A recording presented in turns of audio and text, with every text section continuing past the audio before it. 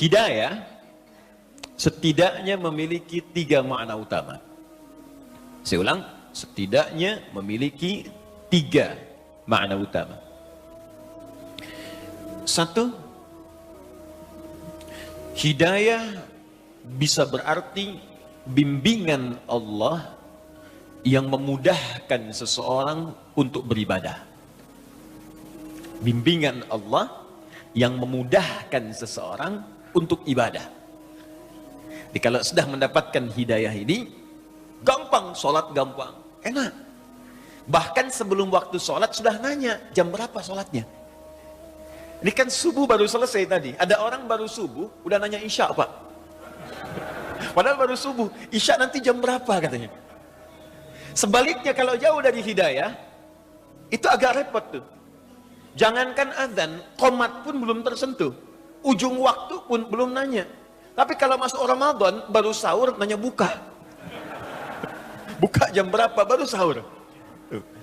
Jadi hidayah, jika sudah didapatkan oleh seorang hamba, maka dia akan memberikan kenikmatan untuk mengejar kemudahan dalam ibadah.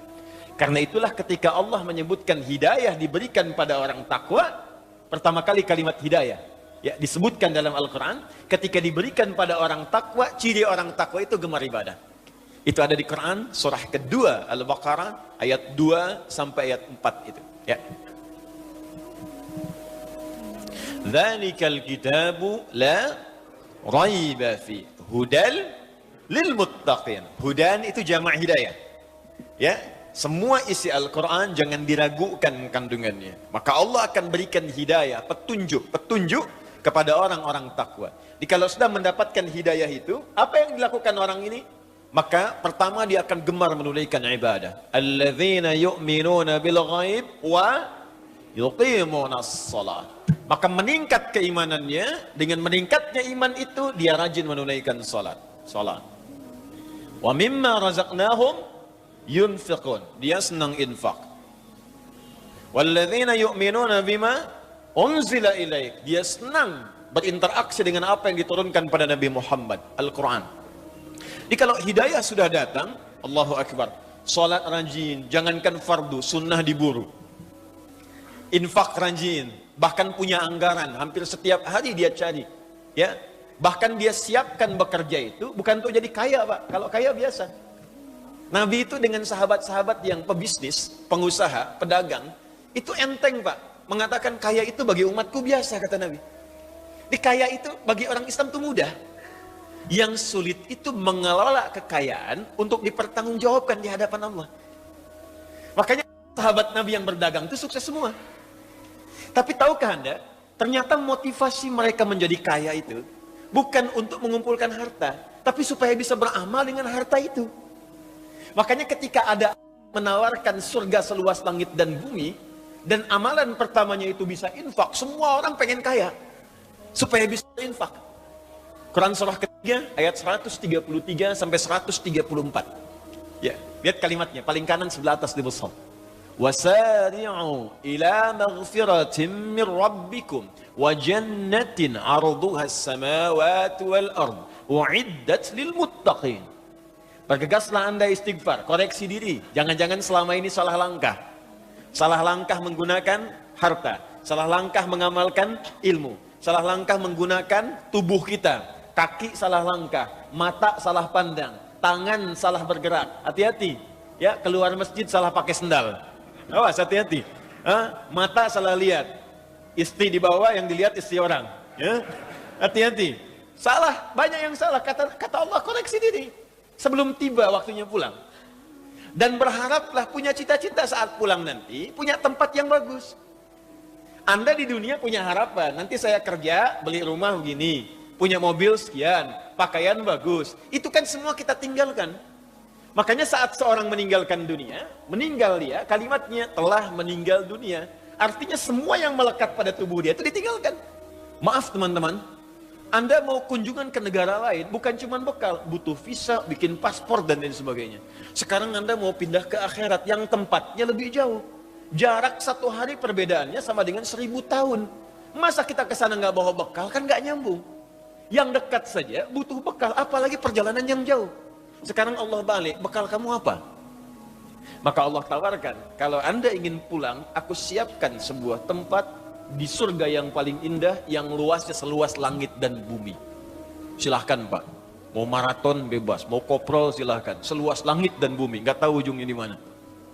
Lalu Anda katakan, saya pengen, ya Allah, apa amalannya? Ayat 134-nya, amalan pertama, amalan harta. Alladzina yunfiquna fis-sarai wad-dharra, yaitu orang yang berinfak. Maka ketika ayat ini turun, sahabat tuh ngejar infak, Pak. Infak tuh kan nggak mungkin dikerjakan kalau nggak ada yang diinfakkan. Makanya ada yang berusaha untuk dagang, supaya apa? Bisa infak. Abdurrahman bin Auf itu sampai jadi orang paling kaya se-Madinah pada saat itu. Kapaknya terbuat dari emas, boleh jadi terkaya di dunia pada masa itu, boleh jadi. Itu apa yang paling bahagia ketika beliau dapatkan? Bukan saat hartanya ada, Pak. Tapi ketika sepertiga orang Madinah itu diinfaki oleh beliau, dibebaskan utangnya. Sepertiga orang Madinah, saya bebaskan utangnya. Abdurrahman bin Auf. Sepertiga lagi, saya utangi, saya berikan modal. Sepertiga lagi disantuni oleh beliau. Jadi semua orang Madinah dibantu oleh Abdurrahman bin Auf. Utsman bin Affan radhiyallahu taala anhu, infaknya abadi sampai sekarang. Sumur Yahudi dibeli oleh beliau. Yang tadinya setiap orang datang bayar, kata Utsman nggak usah, sekarang ambil ya kalau haus. Ada kebun kurma sekitarannya dibeli oleh Utsman, lapar ambil. Sampai sekarang itu masih ada, akan jadi pemukiman, setiap ada bagian dari situ disimpan di Bank Saudi, diinfakkan, disedekahkan atas nama Utsman bin Affan, sudah 15 abad. Menantu Nabi, sahabat Nabi, orang yang paling dekat dengan Nabi, disebut pemalu. Bahkan malaikat Jibril datang kepada Nabi, kalau ada Utsman ikutan malu malaikat. Tuh. Masih bisa kerja untuk infak. Antum sahabat Nabi bukan, menantu juga bukan. Malaikat turun belum tentu malu lihat antum. Sekarang antum masih pengen ngejar dunia, apa persiapan Anda untuk akhiratnya? Dan Anda merasa satu saat kita akan pulang. Mungkin hari ini kita meninggal. Apa persiapannya? Maka kalau sudah Allah berikan hidayah kepada kita, maka persiapan akhirat itu lebih mudah, Pak. Enak gitu. Mau bangun, mau tahajud, seketika, bahkan bertanya, bahkan nyiapkan waktunya. Mau baca Quran, bahkan udah siap-siap, punya agenda. Sehari 1 juz, sehari 1 juz, 30 hari khatam. Saya mau tanya pada Bapak Ibu, siapa yang ingin ke surga angkat tangan? Masya Allah. Yang surganya Firdaus. Yang pengen bersama Nabi. Pertanyaan saya, untuk hari ini saja, berapa ayat yang telah Bapak Ibu agendakan untuk baca Quran ke surga itu? Cita-cita Firdaus bersama Nabi. Baru 1 ayat, itu pun 1 huruf lagi. Sod. Hah? Di mana persiapan kita? 1 ini. Jadi pentingnya hidayah, pertama, hidayah bisa bermakna kemudahan untuk menunaikan ibadah. 2, hidayah bisa juga berarti perlindungan yang Allah berikan untuk membebaskan dari setiap kesulitan. Perlindungan yang Allah berikan untuk membebaskan dari setiap kesulitan. Saya seringkali istilahkan solusi dari persoalan yang kita alami. Walaupun tingkat kesulitannya paling tinggi. Bapak Ibu kalau hari Jumat itu ada 2 surah dalam hadis yang diisyaratkan untuk dibaca.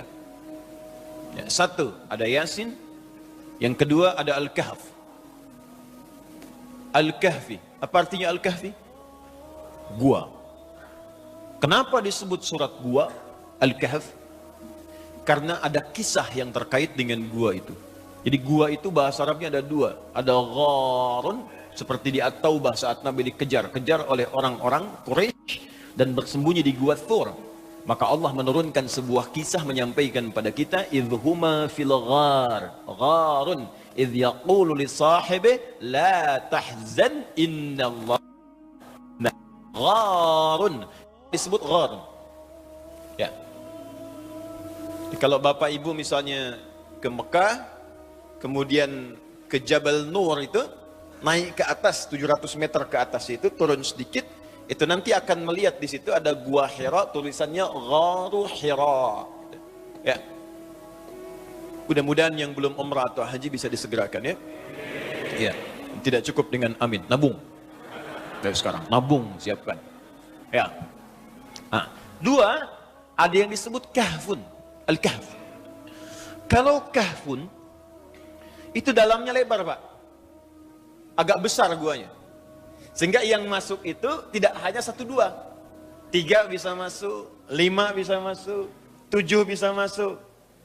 Kenapa surah ke-18 ini disebut dengan Al-Kahfi? Kahfun, bukan gharun, karena di situ akan dikisahkan beberapa orang pemuda. Ada yang menyebut 5, ada yang menyebut 7. Artinya lebih daripada 1 dan 2. Mereka dikejar-kejar, terdapat kesulitan yang luar biasa, sedang punya problem, masalah. Bahkan masalah ini bisa berpengaruh kepada jiwa. Kalau bukan intimidasi, bisa dieksekusi. Dahsyat, Pak. Anda bayangkan, mohon maaf ya, beberapa orang pemuda sedang bertarung dengan nyawa. Kesulitannya itu bukan kesulitan biasa. Bukan kesulitan sekedar harta benda, pekerjaan yang belum didapat, uang bulanan yang belum diraih, kesulitan di perjalanan yang terkadang dengan macet. Bukan, taruhannya nyawa. Kalau ketahuan, selesai, eksekusi. Kesulitan tingkat tinggi. Lalu mereka berlindung, datang, masuk ke dalam sebuah gua. Tapi yang paling menarik, ketika Allah memberikan perlindungan kepada mereka, apa yang disebutkan oleh Allah yang menyertai perlindungan ini? Buka di ayat ke-13-nya, di paling kiri di pertengahan, surah ke-18. Innahum fityatun amanu bi rabbihim wazidnahum huda. Mereka itu para pemuda yang sedang mengalami kesulitan luar biasa. Bahkan bertarung dengan nyawa. Taruhannya eksekusi. Tapi dia beriman kepada saya, kata Allah. Beriman kepada Rabbnya, yang disebutkan Rabb. Sifat rububiyahnya masuk di situ. Yang merawat, melindungi, memberikan bekal, mencukupkan, memberikan kenikmatan. Ketika dia beriman kepada saya, kata Allah, zidnahum huda. Aku tambahkan hudan. Jamak dari kata hidayah adalah hudan. Ketika aku berikan hudan, aku lindungi dia. Bahkan kami tautkan hati mereka. Warabatna ala qulubihim. Kami berikan kekuatan, konsistensi dalam hati mereka, dan dapat perlindungan kemudian di gua itu. Saking nikmatnya kalau sudah mendapatkan perlindungan dari Allah, Bapak Ibu sekalian, semua masalah selesai. Saya tanya pada Anda ya, maaf nih, maaf sekali. Di gua, senikmat-nikmatnya tinggal di gua, dengan tinggal di rumah, nyaman mana? Rumah. Kalau di gua itu alas tidurnya itu empuk atau kasar? Kasar, keras. Gelap atau terang? Gelap. Kok bisa ada orang tinggal di gua, katanya tempatnya keras, kasar, gelap, tapi saking nikmatnya tidur sampai 309 tahun. Ada orang tinggal di rumah yang mewah, kasurnya empuk, bahkan ada kasur itu untuk kesehatan. Kamarnya fasilitas lengkap, tapi setiap 30 detik bangun. Disibukkan oleh kesulitan dirinya sendiri. Ini orang tinggal di gua, tempatnya terlihat sempit, keadaannya keras. Ya, gelap, tapi bisa nikmat tidur sampai 309 tahun, gak ada yang ganggu. Dan diatur oleh Allah semua. Makannya cukup, cahaya cukup, setiap bolak-balik cahaya matahari itu masuk di setiap sudut. Nikmat 309 tahun. Bisa enak aja bangun, kayaknya baru semalam kita tidur. Kalau hidayah Allah sudah datang, maka kenikmatan hidup itu akan tiba, solusi setiap masalah akan hadir, sekalipun Anda tinggal di tempat yang paling sempit, keadaan batas, tapi kalau hidayah sudah datang, maka semuanya akan terlihat mewah dan nyaman dalam kehidupan. Jadi hidayah, bagian kedua, jika kita sudah mendapatkannya dari Allah, maka dia bisa berwujud solusi dari setiap persoalan yang kita alami. Satu, bisa kenikmatan ibadah. Ibadah yang menghadirkan kemudahan. Dua, bisa jadi solusi dari setiap persoalan yang dialami.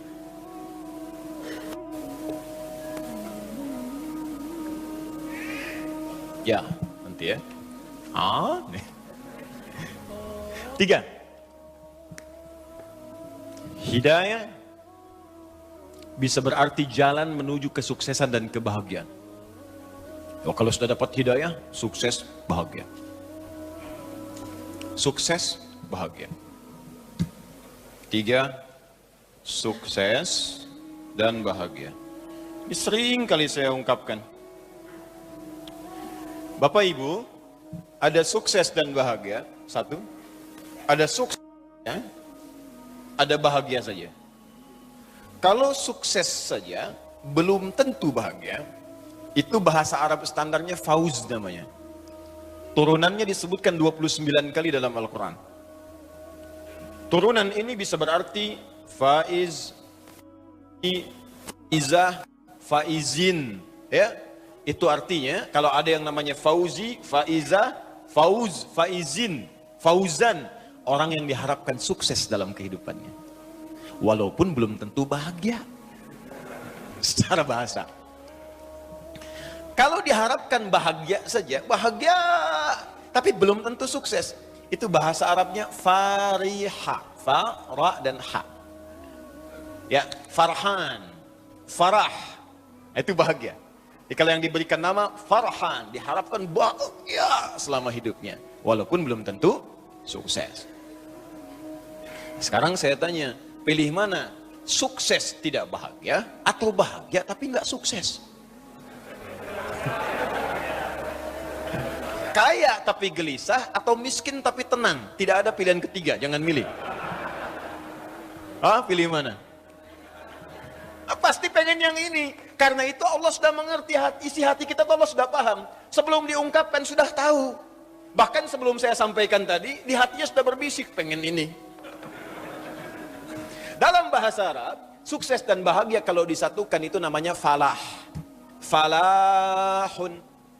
Kalau Anda beli kamus bahasa Inggris dan Arab, menemukan kalimat falah, itu terjemahannya success and happiness. Ya, sukses dan bahagia. Ya, bahagia dan sukses. Falah. Orangnya disebut muflih.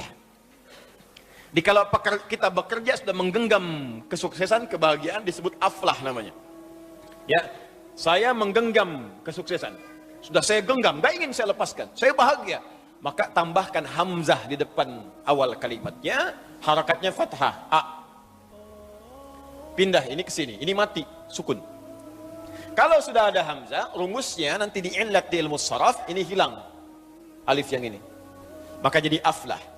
Allah berjanji setiap orang beriman, kata Allah, aku janjikan kalau dia bisa mengikuti petunjuk Allah akan menggenggam kesuksesan dan kebahagiaan. Buka Quran surah ke-23 ayat pertama. Quran surah 23 ayat pertama. Surah orang-orang beriman. Bahasa Arabnya al-mu'minun. Qad aflahal mu'minun. Aflah. Qad aflaha. Pakai huruf tahqiq di ilmu nahwu. Ya, qad harfu tahqiqin yadkhulu ala kulli fi'lin. Ya, paham? Tidak. Ya. Qad, huruf yang menjamin kepastian yang masuk dalam setiap kata kerja di bahasa Arab. Temannya lam. Kalau lam harakat fathah, masuknya ke isim, kata benda. Wal asr. Surah 103. Innal insana la fi. Qadnya nggak ada. Karena di situ ada tanda-tanda kata benda. Apa itu? Fi. Di ilmu nahwu tanda kata benda. Min, ila, an, ala, fi, rubba, ba, kaf, lam. Fi masuk di situ. Karena yang masuk kata benda, maka menggunakan lam. Kalau masuk kata kerja, menggunakan qad. Paham? Iya. Qad aflaha, orang beriman itu kata Allah, aku pastikan, begini cara menerjemahkannya, aku pastikan setiap orang beriman akan menggenggam kebahagiaan dan kesuksesan dalam hidupnya. Qad aflahal mu'minun. Kalau sudah bahagia, maka dirubah langsung oleh Allah, bukan pekerjaan lagi, langsung menjadi bentuk orang, subjeknya. Maka pindahlah kemudian orang-orang bahagia ini disatukanlah dengan hidayah. Jadi kalau Anda ingin mendapatkan kebahagiaan itu, pesan kuatnya, maka ambil hidayah Allah itu. Nah, hidayah ini dalam bentuk jamak bahkan diberikan oleh Allah. Disebutkanlah di Quran, surah kedua Al-Baqarah ayat yang kelima. Orang bahagianya disebut muflih, jamaknya muflihun. Al-Baqarah ayat kelima. Ulaika ala hudam mir rabbihim wa ulaika humul muflihun. Ulaika ala hudan mir rabbihim wa ulaika humul muflihun. Bahkan pakai hum. Kalau kita ngaji hum ini di ilmu nahwu, Allah bisa mengatakan begini di luar Quran, ulaika ala hudan mir rabbihim wa ulaikal muflihun. Bisa. Tapi ketika humnya muncul, Ini bukan sekedar kata ganti atau dhamir, tapi disebut dengan taukid. Penguat. Kata Allah, perhatikan cara menerjemahkannya. Kita pakai ilmu balaghah di sini. Ulaika ala hudam min rabbihim. Mereka itu adalah orang-orang yang terus diberikan hidayah oleh Allah. Wa ulaika humul muflihun. Karena dia dapat hidayah Allah, maka aku pastikan, aku jamin, kata Allah, dia akan selalu sukses dan bahagia dalam setiap kehidupannya.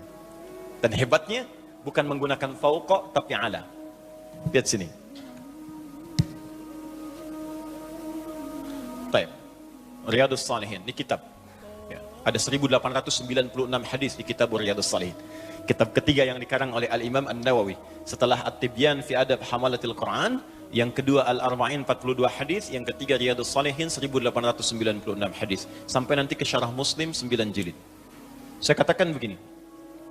Kitab, hadzal kitab fauqal maktab. Ya. Kitab ini sekarang di mana, Bu? Pak? Di atas meja. Sekarang di mana? Di atas meja. Nah, di bahasa Arab itu, atas itu ada dua. Ada fauqa, ada ala. Ini fauqa namanya. Al-kitab fauqal maktab. Tapi kalau begini, ala namanya. Al-kitab ala al-maktab. Bedanya yang pertama hanya begini, yang kedua nempel, Pak. Melekat. Perhatikan ayat ini. Ulaika pakai fauqa atau ala? Ulaika ala hudam min rabbihim. Ada orang-orang yang hidupnya ditempel oleh hidayah Allah. Jadi kemanapun dia beraktivitas, hidayah tempel. Tadi kan saya katakan, hidayah itu solusi. Hidayah itu kemudahan ibadah. Hidayah itu kesuksesan. Jadi apapun yang dia kerjakan, bahagia saja. Apapun yang dia lakukan, sukses. Di rumah tangga karena hidayah nempel, bahagia rumah tangga. Di kantor sukses. Di pekerjaan nyaman, dan ibadahnya pun luar biasa. Itu yang terjadi pada orang-orang terdahulu. Utsman kaya, Abdurrahman bin Auf kaya, Amr bin As punya kedudukan, Muawiyah punya kedudukan, Umar jangan ditanya, Abu Bakar apalagi. Tapi tahukah Anda, di balik semua kenikmatan yang mereka rasakan itu, Al-Imam An-Nawawi menuliskan di kitab At-Tibyan fi Adab Hamalatil Quran. Kesenangan mereka, sesibuk-sibuknya Utsman, sekaya-kayanya Abdurrahman bin Auf, Tamim Ad-Dari masih sempat bangun malam setiap malam menunaikan tahajud sampai khatam Al-Quran. Oh. Inilah hidayah. Jadi hidayah saya turunkan bisa berarti satu ini kenikmatan ibadah, kedua solusi dari setiap problem yang dialami, ketiga kesuksesan dan kebahagiaan. Maknanya satu atau banyak? Jadi hidayah itu punya satu makna atau banyak makna? Banyak. Kalau banyak, maka rumusnya jadikan bentuk jama', plural. Jama' dari kata hidayah adalah hudan namanya. Ya, hidayah jamaknya hudan. Karena itulah dalam Al-Quran kata hidayah ini sering berbentuk jama'. Seringkali menggunakan kata hudan, hudan, hudan, hudan, hudan. Kenapa diberikan bentuk jama'? Ingin memberikan gambaran kepada kita, kalau Anda dekat dengan Allah, mendapatkan bimbingan Allah, bukan cuma satu yang ingin aku berikan, semuanya aku berikan. Di Allah tidak ingin ada orang nikmat ibadah, tapi miskin, fakir saja. Ada orang kaya, tapi ibadah susah. Ini Pak, ini masjid nih Pak. Sini. Ini ada rumah orang di sini, jaraknya cuma 5 meter. Ini speaker masjid ke rumah dia begini. Ada orang sekilo di sini, yang ini nggak punya apa-apa, sepeda pun nggak pernah mimpi. Setiap ke masjid jalan kaki Pak. Ini sepeda ada, motor ada, mobil banyak tuh. Ya koleksinya banyak, jarak cuma 5 meter. Speaker masjid ke sini, kayaknya luar biasa. Tapi untuk melangkah ke masjid sulitnya luar biasa. Dan Allah tidak inginkan itu. Makanya dijadikan bentuknya jamak. Kenapa? Sekaya-kaya pun masih nikmat ibadah. Sesulit-sulit pun masih ada solusi. Inilah rahasianya kenapa banyak kalimat hidayah dalam Al-Quran bentuknya selalu jamak. Paham sampai sini? Nah, sekarang kalau Allah sudah tawarkan semua kenikmatan dan keistimewaan privilege ini, maka siapa di antara kita yang tidak menginginkannya? Hanya orang kurang sehat yang tidak ingin mendapat hidayah Allah Subhanahu wa ta'ala. Hanya orang yang mungkin, mohon maaf, kurang cerdas, yang tidak menginginkan hudan dari Allah Subhanahu wa taala. Ketika kita memiliki harapan-harapan apa yang ingin kita dapatkan semuanya itu, maka Allah ternyata sudah menurunkan bimbingan-bimbingan untuk meraih apa yang kita harapkan itu. Jelas sampai sini? Baik. Maka dari itu, pertanyaan pertama sudah terjawab, apa makna hidayah? Pertanyaan kedua pun sudah terjawab, ya, apa manfaat dari hidayah? Sekarang kita masuk ke bagian yang ketiga. Bagaimana cara kita mendapatkan hidayah itu? Apakah harus mencari setiap orang yang namanya hidayah? Ambil. Atau ada tips dalam Al-Quran yang bisa kita ikuti?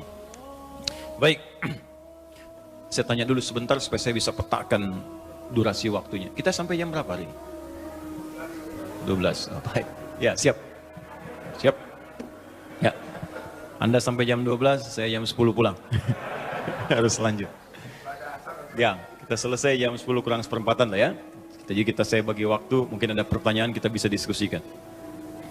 Untuk mendapatkan hudan, setidaknya ada 2 jalan. Yang paling utama, yang disebutkan dalam Al-Quran. Ada 2 cara. Satu, jalan pertama adalah dengan cara meningkatkan takwa kepada Allah.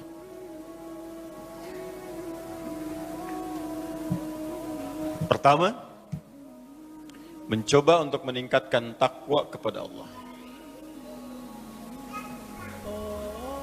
Bentuknya lebih banyak disebutkan dalam bentuk ibadah ritual. Ibadah ritual. Persamaannya begini Pak, Bu. Semakin meningkat takwa, akan banyak semakin diberikan hudan, hidayah. Jadi kalau takwa kita meningkat, ini datang semakin cepat. Datang. Orang takwa, kalau satu orang disebut taqi namanya. Nabi Yahya alaihissalam, ketika beliau disifati oleh Allah disebut dengan taqi. Quran surah ke-19. Quran surah 19 Maryam.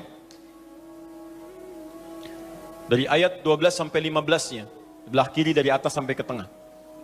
Ya Yahya khudhil kitaba biquwwah wa atainahu al-hukma sabiyya wa hanana min ladunna wa zakatan wa kana taqiyya. Satu orang. Tapi kalau dia banyak, maka berubah kalimatnya dari taqi menjadi muttaqin.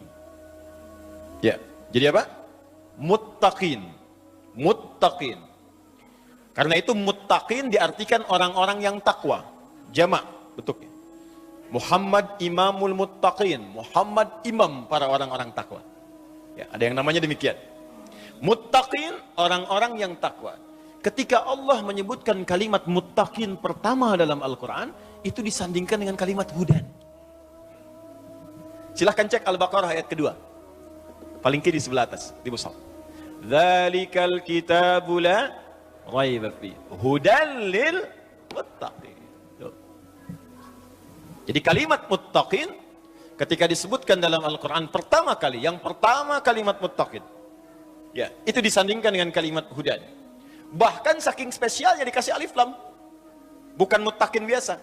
Alif lam itu kalau di ilmu nahwu disebut ta'rif.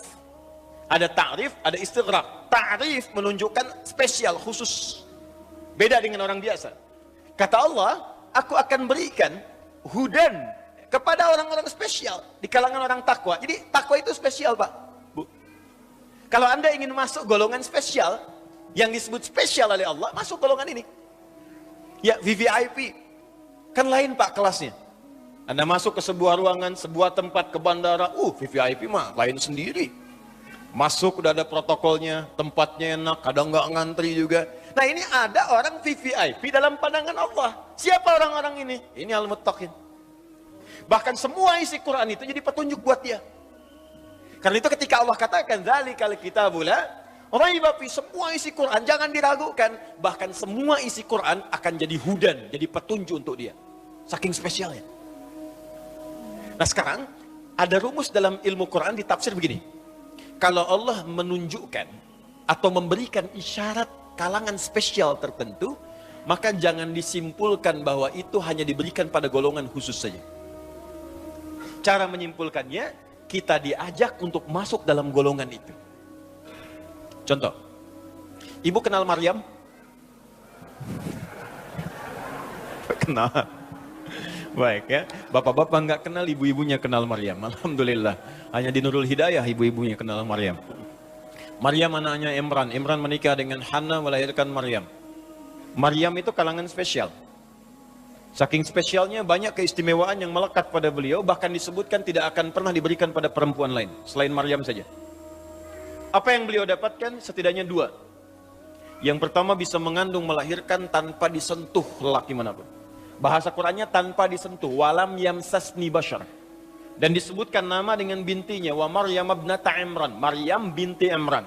Di kaidah tafsir disebutkan kalau ada peristiwa disebutkan namanya lengkap dengan bintinya, maka peristiwa itu hanya akan terjadi pada orang itu saja, tidak akan berlangsung kemudian pada orang yang lain. Makanya langsung disebutkan ini Maryam binti Imran. Yang mengalami ini cuma Maryam binti Imran saja, yang bisa mengandung, melahirkan tanpa disentuh laki-laki manapun. Kalau yang mengandung, melahirkan tanpa bapak, banyak. Tapi yang tidak disentuh laki-laki manapun cuma Maryam binti Imran. Supaya nanti tidak ada orang mengaku di kemudian hari, saya pun Maryam kok. Bisa mengandung, bisa melahirkan, iya. Tapi bukan tidak disentuh, tanpa bapak. Anda Maryam binti apa? Maryam binti Asep, Pak.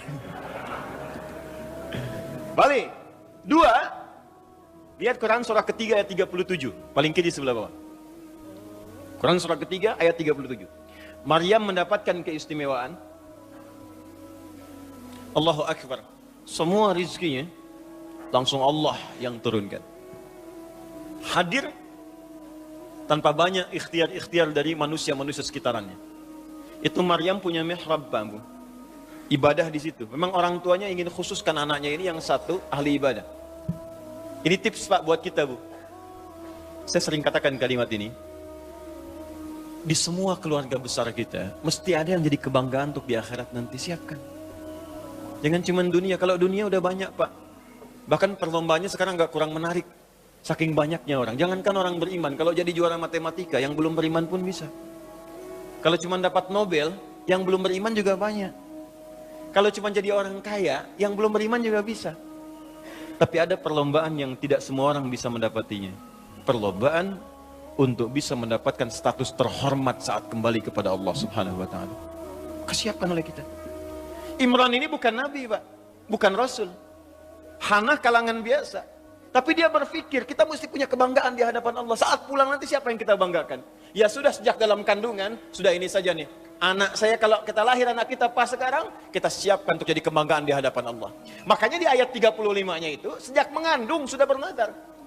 Idh qalat imra'atu Imran rabbi inni nazartu laka ma fi batni muharrara fataqabbal minni. Ya Allah, aku bernazar anak yang kukandung sekarang ini aku siapkan untuk berkhidmat kepadamu saja. Aku ingin punya kebanggaan di akhirat nanti, ya Allah. Ada yang memberikan mahkota ke kepalaku. Ada yang jadi kebanggaan dengan izin memberikan syafaat kepada kami orang tuanya. Ini ayat ajakan kepada kita, Pak Ibu, setidaknya di keluarga besar kita itu mungkin ada satu jadikan ahli akhirat. Ya, jadikan dia ahli Quran. Bapaknya belum hafal, anaknya hafal. Anak sudah 5 belum hafal, ada cucu-cucunya yang hafal. Kalau Allah sudah berikan anak sekian, cucu sekian, nggak ada juga yang jadi ahli akhirat, perlu berapa anak dan cucu lagi. Anda boleh jadi belum hafal hadis, anaknya jadikan. Kalau perlu jadi dokter yang hafal Quran, insinyur yang hafal Quran, polisi yang hafal Quran, tentara yang hafal Quran, gubernur hafal Quran, presiden hafal Quran, jadikan. Silahkan raih dunia kita dengan ridha Allah, dengan kemuliaan akhirat yang dijanjikan. Dapatkan itu. Nah, kalau kita sudah siapkan itu, Allah akan permudah. Apa di antara kemudahannya? Rizkinya Allah siapkan. Jadi kitanya nggak susah. Demi Allah saya katakan, kalau ini rumus diikuti oleh kita, itu dimudahkan oleh Allah. Dunianya sukses, akhiratnya dapat. Apa jadinya? Lihat ayat 37-nya. Fataqabbalaha rabbuha biqabulin hasanin wa anbataha nabatan hasana wa kaffalaha Zakaria. Kullama dakhala 'alaiha Zakaria al-mihrab wajada 'indaha rizqa. Ketika orang tua berikhtiar dengan benar, dia siapkan anaknya untuk benar-benar fokus menaati semua ketentuan Allah, didekati Allah, diberikan nama yang baik, diambil guru yang baik dan soleh untuk mengajarkannya, pintar dan soleh, Ditempatkan di lingkungan yang mendekatkan dia dengan Allah. Kalau konteks kita sekarang, carikan pesantren yang bagus, sekolah yang mendekatkan dengan Allah, cari guru-guru yang soleh bukan sekedar pintar. Yang pintar banyak sekarang, yang baik itu yang kurang. Yang cerdas banyak, yang soleh yang dibutuhkan sekarang. Kata Quran, cari yang soleh dan pintar. Cari tempat belajar yang bagus, cari lingkungan yang bagus. Kalau itu sudah didapatkan, fataqabbalaha rabbuha, aku terima kata Allah. Kalau Allah sudah terima, wa ambataha nabatan hasana, biar aku yang selanjutnya menanggung semua keperluan-keperluan dia. Allah yang selesaikan semua. Karena itu setiap Nabi Zakaria datang memberikan kebutuhan Maryam, itu Imran, Bapak Ibu sekalian, meminta bantuan kepada saudaranya. Ya, Zakaria itu masih kolega. Nabi Zakaria nabi. Setiap dibawakan kebutuhannya untuk diajarkan Maryam itu, kullama dakhala 'alaiha Zakaria al-mihraba wajada 'indaha rizqa. Sudah ada semua kebutuhannya di situ. Kalimatnya umum, rizqa. Pakaian ada, makanan ada, buah-buahan ada, segala ada. Kullama, setiap kali masuk, bukan sekali dua kali masuk. Nabi Zakaria nanya, ngetes kepada Maryam. Ya Maryamu, anna laki hadza? Maryam, dari mana semua ini? Kan paman yang antarkan. Kan paman yang siapkan, karena papa mintakan. Tapi setiap saya masuk sudah ada, dari mana semua ini? Ketika hidayah Allah datang, dan dididik, dilatih dari sejak kecil untuk mendekat kepada Allah, maka semua yang keluar di lisannya Allah, Allah, Allah, Allah. Qalat huwa min indillah. Maryam menjawab, semua dari Allah. Kalau anak kecil dari kecil itu, didekatkan kalimat Allah, tasbih, tahmid, istighfar yang baik-baik, itu keluar Allah. Keluarnya kalimat thayyibah. Kepleset astagfirullah, otomatis tuh. Ya, mau makan langsung doa, naik kendaraan langsung doa. Dari kecil diperkenalkan seperti itu, Pak. Ada setahun lalu kurang lebih itu ada anak kecil tuh yang mau disuntik di rumah sakit tuh. Ya, karena dia dekat dengan kalimat-kalimat itu, begitu mau disuntik, astagfirullah, ampuni aku ya Allah, ampuni aku ya Allah. Anak kecil mau disuntik. Hah? Orang dewasa berbuat salah, nggak kenal istighfar. Anak kecil disuntik sudah istighfar. Tapi kalau didekatkan dengan ya, keduniaan semata, yang dunia yang dikejar. Yang mau disuntik, otayo, otayo. Ada, habis semua. Ada mau sholat, masih main TikTok. Ada. La haula wala quwwata illa billah. Kembali. Nah, syahidnya, ya esensi dari pernyataannya, bukan sekedar yang ini, teruskan. Innallaha yarzuqu man yasha bighairi hisab. Paman, seperti paman ketahui, Allah akan memberikan rizki tanpa batas pada siapa yang dikehendaki. Maryam tidak mengatakan, saya ini dikehendaki Allah. Tapi Maryam ingin katakan, mari kita masuk dalam golongan yang dikehendaki oleh Allah.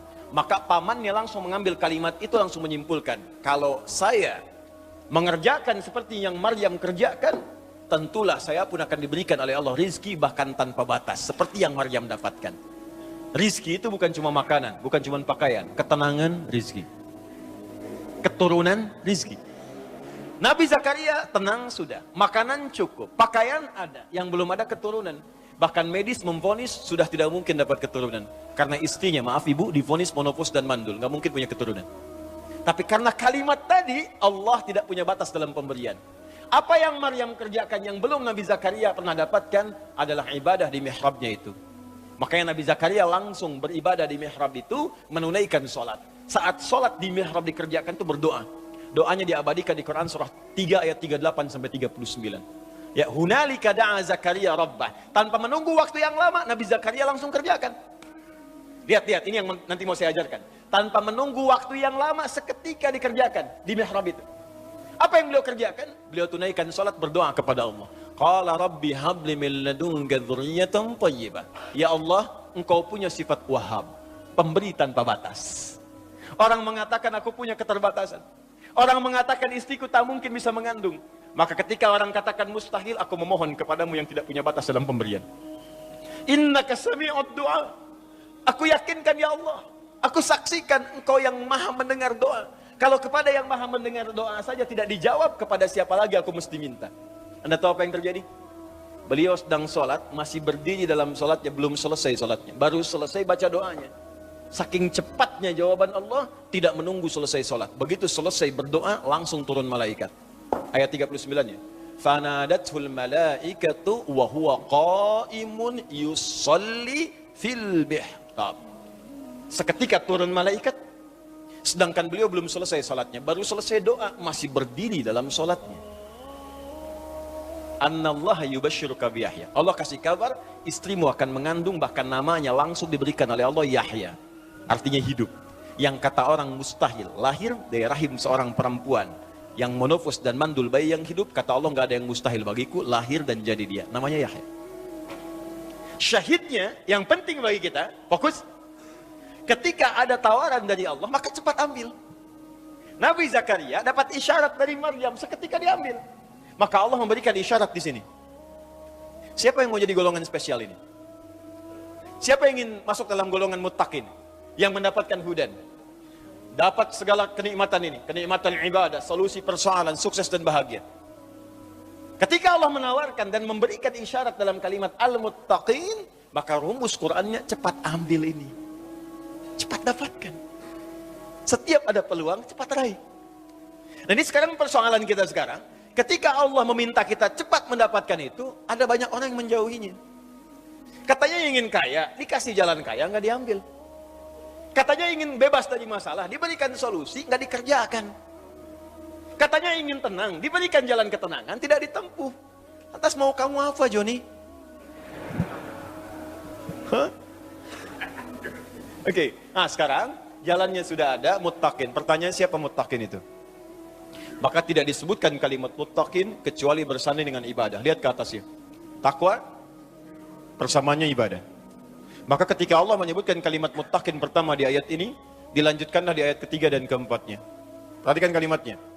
Ayat ketiganya, alladzina yu'minuna bil ghaib wa yuqimunas. Salat itu bukankah ibadah ritual? Orang takwa itu dia beriman. Dia tingkatkan imannya dengan mengerjakan amalan. Apa amalan pertama orang takwa? Salat. Pak, Bu. Salat. Ini poinnya. Silahkan Anda cek. Makanya semua Nabi salat, Pak. Sahabat salat, tabi'in salat. Anda cek silahkan. Buka Qurannya, Anda temukan. Nabi Isa salat. Buka Quran surah 19 ayat 31 sampai 33. Nabi Musa salat. Buka Quran surah ke-20 ayat ke-14. Innani anallahu la ilaha illa ana fa'budni wa aqimis salata lidzikri. Kalimat Allah kepada Nabi Musa.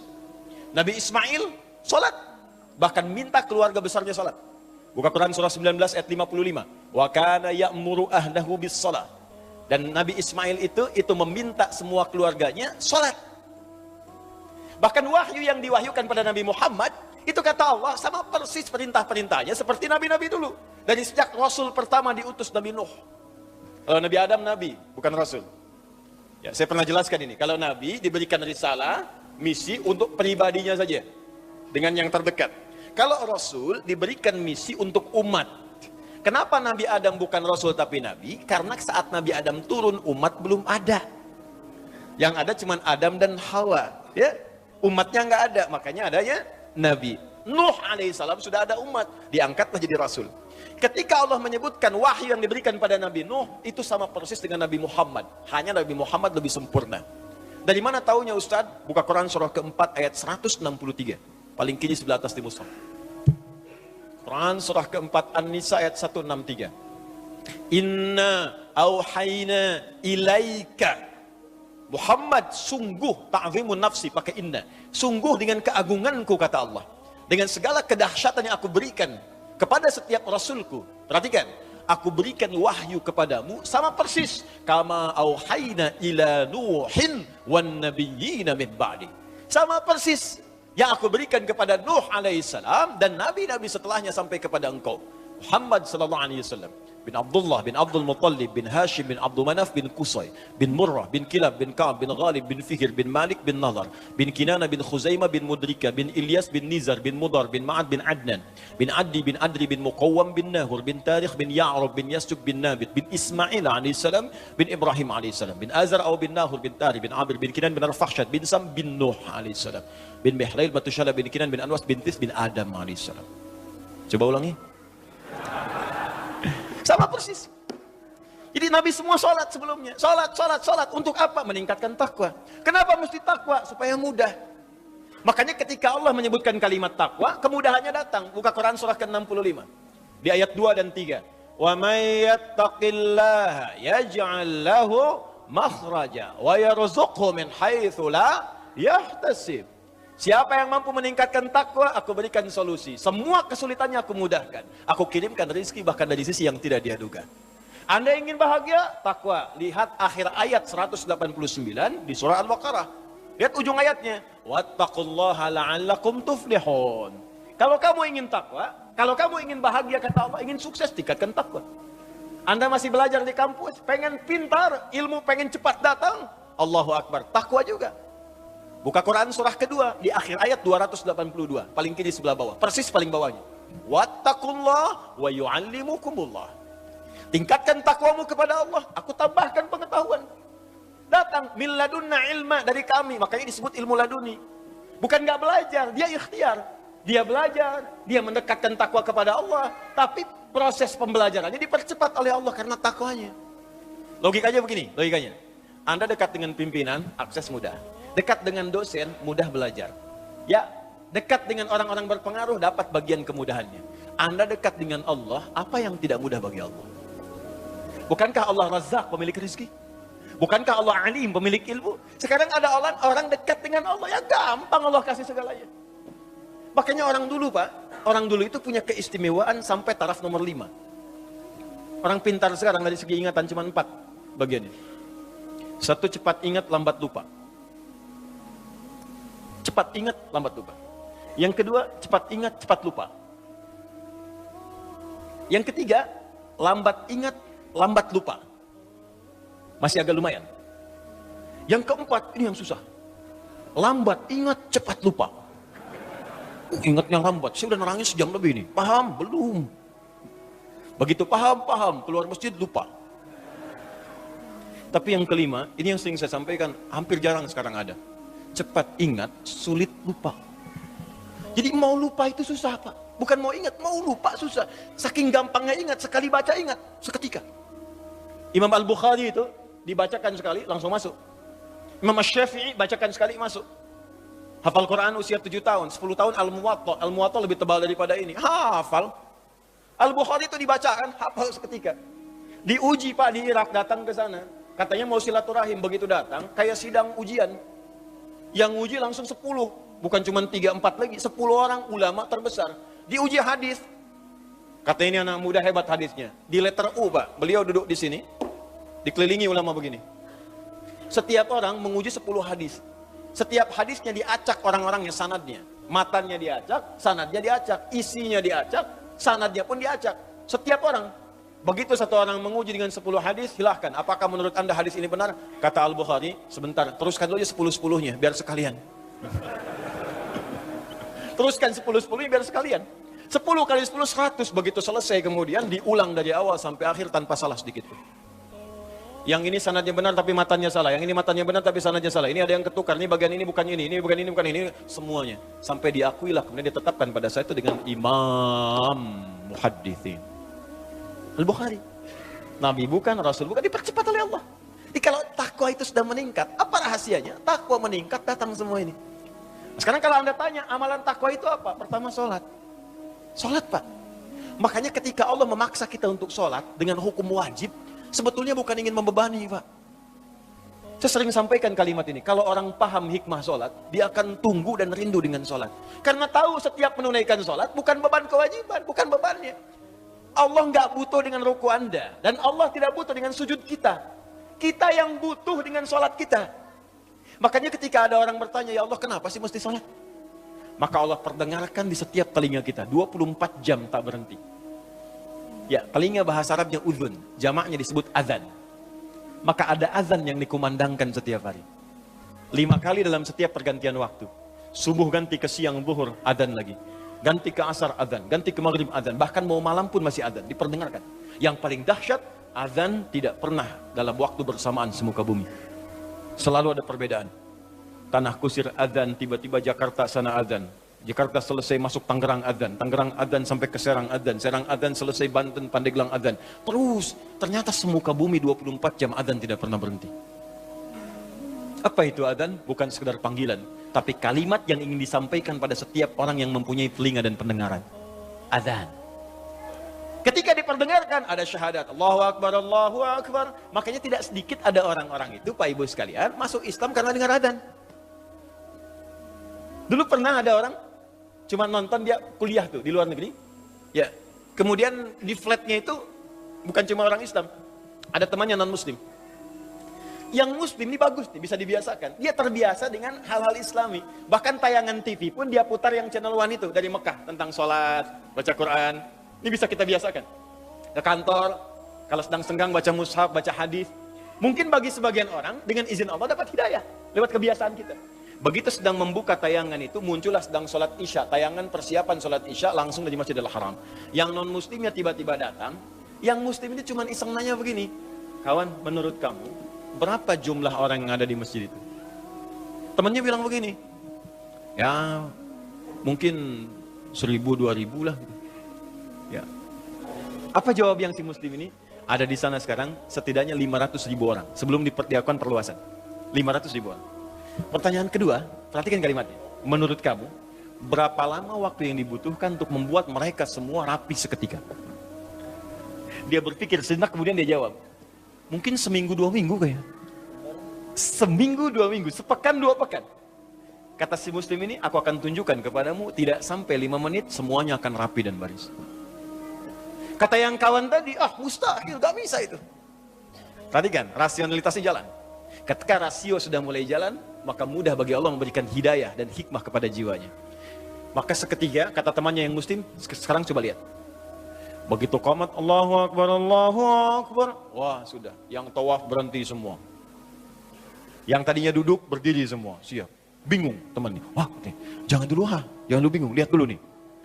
Begitu sudah imam yang mengatakan istau, istaqimu. Wah, semua rapi. Saat takbir, Allahu Akbar. Semua angkat tangan takbir. Maka apa respon yang non-muslim ini? Dia katakan kepada yang muslim, tolong tunjukkan kepadaku bagaimana caranya masuk Islam. Karena ini bukan agama buatan manusia. Hidayah. Ada orang nonton sholat Isya, masuk Islam. Ada orang sudah Islam, gak mau sholat Isya. Orang udah komat nunggu dekat subuh. Jadi bisa jadi asbab hidayah. Dan yang paling menarik begini Pak, kadang dalam keseharian, kenapa cuma Anda yang dengar azan? Kenapa Anda yang lihat, Anda pulang kerja, bisa kan lewat jalan lain. Tapi kenapa Anda bisa melewati orang sholat? Kok bisa melihat orang ke masjid? Kok tiba-tiba lewat ke tempat masjid yang sedang azan? Itu kan hidayah. Sebetulnya Allah sedang jemput kita. Ketika Anda bertanya, kenapa kami sholat ya Allah? Dijawab lagi di suara azan. Hayya 'alas shalah. Kenapa sholat ya Allah? Teruskan. Hayya 'alal falah. Tuh, falah. Sukses dan bahagia. Ketika engkau bertanya, kenapa kami mesti sholat? Aku jawab, kata Allah, suara muadzin tuh. 24 jam aku perdengarkan padamu. Tanpa putus. Supaya kamu bahagia. Supaya kamu senang. Supaya kamu lancar. Supaya kamu gak punya masalah. 24 jam. Kalau sekali diingatkan, belum sadar, mungkin wajar. 24 jam diingatkan, gak sadar-sadar. Anda manusia bukan. 24 jam. Datang terus, kedengaran terus. Gak sadar juga. Perlu apa lagi? Sekarang yang salah siapa? Jangan lagi Anda salahkan Allah. Ya Allah, kenapa saya mesti begini? Why me ya Allah? Why not, kata Allah. Kamu saya kasih gak diambil-ambil. Makanya kalau kita sadar, cara berpikirnya begini, sholat membuat kita bahagia, maka semua orang akan menunggu waktu sholat. Karena itu ketika Anda punya masalah, kalimat sholat itu ketika disebutkan di Quran, bersanding dengan solusi. Quran surah kedua ayat 45. Wasta'inu bis-sabri was. Kalau engkau punya masalah, kata Allah, maka minta kepadaku. Sabar terima masalahnya, karena semua orang punya masalah. Bukan Anda saja, kata orang, semua orang hidup punya masalah. Perhatikan Quran surah kedua ayat 155. Walanabluwannakum bisyai. Semua orang yang hidup, kata Allah, aku akan uji dengan persoalan. Diuji dengan masalah. Masalah ini aku turunkan, bukan ingin membuat hidupnya bermasalah. Perhatikan bahasa Qurannya. Tapi ingin meningkatkan kualitas hidupnya. Sebab kalau hidup nggak ada ujian, kualitasnya nggak meningkat. Anak SD itu masuk SMP kalau sudah lewat ujian. Harus diuji supaya kadar keilmuannya bisa diketahui layak untuk masuk SMP. Kalau nggak ada ujian, nggak ketahuan peningkatan ilmunya. SMP ke SMA ada ujian. Jadi kalau tahap yang sederhana saja ada ujian, apalagi hidup yang begitu kompleks, pasti ada ujian. Di cara berpikirnya jangan salah. Ketika sedang punya masalah, sesungguhnya Allah sedang akan meningkatkan kualitas hidup kita. Semakin tinggi ujian, artinya kita akan semakin meningkat dengan kuat. Karena orang besar itu nggak akan diuji dengan ujian kecil. La yukallifullahu nafsan illa. Kalau Anda hadir sekarang di pengajian ini sedang punya masalah berat rasanya, maka berbahagialah. Artinya Anda akan diangkat setinggi-tingginya oleh Allah karena ujian yang diturunkan, ujian yang disetarakan dengan kemampuan Anda. Itu poinnya. Nggak ada orang hidup gak punya masalah. Apa dikira Ustadz gak punya masalah? Lebih banyak daripada jemaah. Tuh masalah antum tuh. Saya jawab juga. Di hidup bersanding dengan masalah. Persamaan terbaliknya, orang yang tidak ingin punya masalah artinya tidak ingin hidup. Siapa yang tidak ingin punya masalah? Angkat tangan. Selesai. Nah sekarang kata Allah, kalau sedang punya masalah, minta kepada saya solusinya. Supaya dipermudah. Lewat apa ya Allah? Wassalah, datang. Kalau Anda masih nggak mau sholat, ditanyakan imannya oleh Allah. Makanya kalimat ini disebutkan sekali lagi untuk menguatkan di ayat 153. Dipanggil kalimat imannya. Seakan-akan begini bahasanya. Kamu ini punya iman apa enggak sih? Kalau nggak punya iman kamu apa? Ya karena nggak ada iman. Sekarang kamu masih mengaku beriman, tapi saya panggil sholat nggak datang. Karena itu di ayat 153, paling kanan sebelah bawah, itu kalimatnya berubah dengan disebutkan kata iman di depannya. Ya ayyuhalladzina amanu. Hei semua orang beriman, mana imanmu? Ista'inu bis sabri was salah. Kalau kalian punya masalah, kata Allah, sekali lagi datang. Lewat salat minta kepadaku.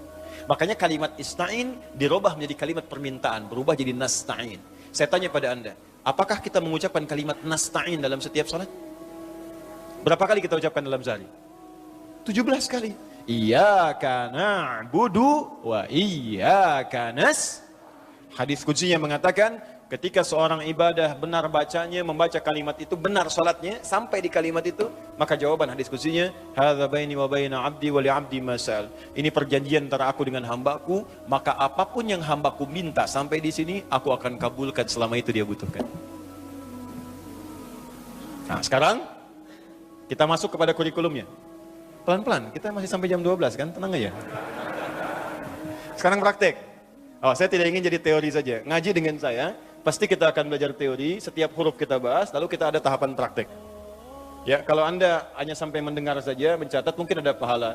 Tapi saya kecewa, karena belajar itu tidak akan pernah sempurna tanpa praktek. Kita praktekkan, komitmen kita.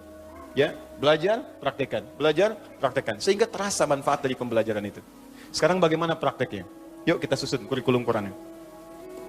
Kalimat sholat, itu ada 3 jenis. Ini sering saya ungkapkan di beberapa kesempatan. Satu begini. Satu, kita hapus dulu.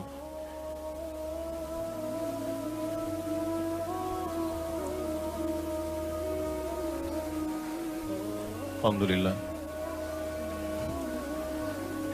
Berikan hidayah ya Allah. Satu, datang sendiri, angkat sendiri, nulis sendiri, ngapus sendiri, bawa kameramen sendiri. Ya, udah, rekam. Jamaah tinggal duduk, lihat, ketawa, masuk surga, enak banget. Aduh. Ayo Alif Lam. Di sini. 1, 2, 3, ada 3 jenis. Ada yang begini, Shad, Lam, Alif, Ta, marbutah. Ya. Ini saya agak cepat, jadi khotnya ya sekedarnya saja. Ada jenis khot ruk'ah, ada nasakh, ada thuluthi, ada diwani. Yang ini yang terbaru, khot saka namanya. Apa namanya? Saka, saka hoyong. Ya, ini. 1, 2, 3. Yang ini bentuknya tunggal, 1. Jadi kalau ada kalimatnya seperti ini 1 kali. Singular, salat. Yang kedua, Shad, Lam, Waw, Alif, ya, kemudian ta maftuhah, tak terbuka. Itu artinya jama'. Tapi jama' mahdud, jama' terbatas. Karena terbatas, dia nggak boleh lebih dari batasan. Nggak boleh kurang, nggak boleh lebih. Biasanya kalau ada kalimat kedua ini, itu yang dimaksudkan sholat fardu. Ya, sholat fardu itu berapa waktu? 5 kan? 5 itu jama' atau tunggal? Jama' banyak, tapi kan terbatas, 5 saja. Nggak boleh lewat 5, nggak boleh kurang. Ya, subuh, zuhur, asar, maghrib, isya. 17 rakaat. terbatas 17. Ya, rumusnya 24, 4, 3, 4. Ya, subuh 2, zuhur 4, asar 4, maghrib 3, isya 4. Hanya 5 ini, nggak boleh kurang, nggak boleh lebih. Jadi kalau Anda kurang ngerjakan 4 waktu, Anda nggak sempurna. Kalau Anda kerjakan 6 waktu atau 18 rakaat, subuhnya 3, Anda terlampau soleh. Ya, keliru. Dicukup 5 waktu, 17 rakaat. Jaga dengan baik dan saling mengingatkan. Menjaga disebut hafidha yahfadhu. Saling menjaga mengingatkan disebut hafadha yuhafidhu. Hafidh. Turun Quran surah kedua ayat 238. Paling kanan sebelah atas di mushaf. Hafidhu ala salawati. Bentuk yang kedua. Wassalatil wusta wa qumu lillahi qanitin. Saling jaga, saling ingatkan kata Allah untuk salat-salat fardu. Jaga, saling jaga. Mungkin Anda ingat, teman tidak. Mungkin suami ingat, istri belum. Mungkin istri ingat, suami tidak. Mungkin orang tua ingat, anak tidak. Apa Anda tega cuman Anda yang ke surga anak teriak-teriak? Mama, mama, papa, panas, panas, panas. Paksa. Kalau kebakaran kan semua kita bawa keluar. Anak tidur kita bangunin. Bahkan bukan bangun biasa. Nak bangun nak, kebakaran. Enggak ada. Bangun, bangun, bangun. Tas seret kalau perlu kita gendong. Saya mau katakan pada Anda, api neraka itu lebih panas. Saya barusan di jalan ke sini baca hadis-hadis Nabi. Itu kalau Anda orang masuk neraka jahanam. Satu kali Nabi sedang ngobrol dengan sahabat-sahabatnya. Terus ada bunyi besar, boom, meteor jatuh. Nabi ilustrasikan, tahu nggak kalian bunyi apa itu tadi? Allah Rasulullah alam, kata para sahabat. Kata Nabi, itu sejenis batu yang nanti dijatuhkan ke neraka, ya, jahanam. Itu dijatuhkan dari 70 tahun yang lalu, baru nyampe sekarang ke dasar. Itu dijatuhkan 70 tahun yang lalu, diilustrasikan. Seperti meteor jatuh seperti itu. Nanti ada orang yang masuk neraka jahanam, dikerak nerakanya. Itu cuma 2 golongan, orang munafik dengan orang kafir. Ya, munafik masuk neraka jahanam, kafir masuk. Itu ada di Quran surah keempat ayat 140. Paling kiri sebelah bawah di mushaf. Ya, qad nazzala 'alaikum fil kitabi an idza sami'tum ayati la yukfaru biha wa yustahza'u biha fala taqudu ma'ahum hatta yakhudu fi haditsin ghairi innakum idzam mithluhum innallaha jami'ul munafiqina wal kafirina fi nari jahannam jami'a. Ditenggelamkan ke dalam kerak dasar nerakanya yang paling dalam, dilempari meteor dari atasnya. Jatuh itu meteor pertama yang dijatuhkan ke situ baru nyampe 70 tahun. Artinya apa? Saking dalamnya dari atas ke bawah itu jaraknya paling jauh. Neraka jahanam paling dasar, paling dasar. Ya. Yang paling atas saja, yang paling ringan neraka, itu di Quran surah 4 ayat 56. Neraka paling ringan. Tapi seringan-ringannya neraka juga. Ya. Innalladzina kafaru bi ayatina sawfa nuslihim nara. Orang-orang yang ingkar, yang sulit diajak mendekat kepada kami, kata Allah, nanti akan saya tugaskan malaikat yang enggak ada senyuman, enggak bisa canda. Ya, ghilazun, syidadun. Ya, Quran surah 66 ayat 6. Ada malaikat ghilaz dan syidad, kasar, enggak ada senyumnya dikit. Nggak bisa canda, nggak bisa ngecek. Ke neraka yuk, nggak bisa. Tarik aja. Yang ditarik apa? Langsung ubun-ubunnya. Nusli itu tarik ubun-ubun, kami celupkan ke neraka. Makanya saya sering ilustrasikan seperti bikin teh celup. Teh celup kan masuk, angkat, masuk, angkat. Itu dicelupkan, angkat. Ada tugas malaikat cuma celup, angkat, celup, angkat, celup, angkat. Sekali dicelupkan, hancur semua tubuh plus kulit-kulitnya. Kullama nadijat juluduhum baddalnahum juludan ghairaha liyadzuqul adab. Angkat, sembuh lagi. Supaya terasa lagi sakitnya, bagaimana sakitnya. Masuk ke situ seharinya aja sama dengan 1000 tahun. 1 detiknya masuk sama dengan 48 hari. Jadi kalau ada orang neraka paling ringan aja 48 hari. Apalagi yang paling bawah neraka jahanam. Makanya jaga. Tiba waktu sholat itu aja anak kita. Paksa, paksa, aja. Nanti supaya dia mengerti. Dengan cara kenalkan, makanya kenalkan dari sejak kecil. Sebelum nalarnya matang. Supaya dia kenal masjid, tahu orang sholat, kenal sejadah. Bapak ibunya contohkan sholat, kelihatan anaknya. Anak ikut sendiri. Kalau nggak anak kenalkan dari kecil, nggak Anda kenalkan, nggak Anda aja-aja. Nanti dewasanya ngajak argumentasi, debat nanti. Nah ayo sholat maghrib nah. Tadi kan baru asar mah, kok sekarang maghrib lagi? Ayo nak sholat isya, yang tadi apa mah? Baru sholat 30 menit, sekarang udah sholat lagi. Tuh. Kalau ada anak demikian, jangan salahkan dulu anaknya, istighfar dulu orang tuanya. Mungkin ada tanggung jawab Anda yang tidak diberikan pada saat dia kecil. Kembalikan ke sini. Kalau pada bagian yang ketiga, itu artinya jam'un ghairu mahdud. Jama' tanpa batas. Shad, lam, waw, alif tegak di atasnya, ta marbutah. Jam'un ghairu mahdud. Jama' tanpa batas. Banyak enggak dibatasi. Kalau banyak melewati batas, artinya ditambahkan fardu itu dengan yang nafilah. Hukumnya sunnah. Maksudnya apa? Kalau Anda ingin mendapatkan golongan privilege yang istimewa, ini, Pak, Bu, fokus. Ingin nikmat, solusi, datang, masalah hilang, kaya, bahagia, semuanya nyaman, maka kata Allah, jangan cukupkan sholat Anda pada yang fardu saja. Kalau cuma Anda fardu saja, jangankan yang pengen kaya, yang miskin pun 5 waktu juga. Jangankan Anda yang pengen gak ada masalah, yang punya masalah pun 5 waktu juga. Jadi 5 waktu itu standar. Kalau Anda pengen istimewa, ya di atas standar. Datang di awal, kerjakan lebih daripada ini. Mengerjakan lebih daripada yang fardu itu sunnah. Nafilah jenisnya, sunnah hukumnya. Karena itu ketika Allah menyebutkan kalimat yang privilege ini, yang istimewa yang ini, al-muttaqin, maka yang disebutkan yang nomor 3. Bukan nomor 1 dan 2. Yang ketiga. Dzalikal kitabu la raiba fi hudal lil muttaqin. Ayat 3. Alladzina yu'minuna bil ghaib wa yuqimunas. Silakan cek di mushaf. Bentuk yang mana yang disebutkan di ayat 3 itu. Demi Allah saya katakan saya yakin bentuk yang ketiga. Artinya apa? Sekarang kurikulumnya keluarkan semua jenis salat sunnah. Baik yang diisyaratkan langsung dalam Al-Quran ataupun yang disebutkan oleh Nabi SAW. Contoh, yang disebutkan langsung dalam Al-Quran tahajud misalnya. Boleh sekarang bangun tahajud. Bangun malam, Pak. Alhamdulillah. Bahkan ketika Allah menyebutkan tahajud, itu diberikan keistimewaannya langsung. Kata Allah, tidaklah seorang menunaikan tahajud kecuali aku berikan 4 hal. Yang tidak diberikan pada yang tidak tahajud. Jadi Anda khusyuk sehusyuk apapun, 5 waktu, khusyuk sampai nangis.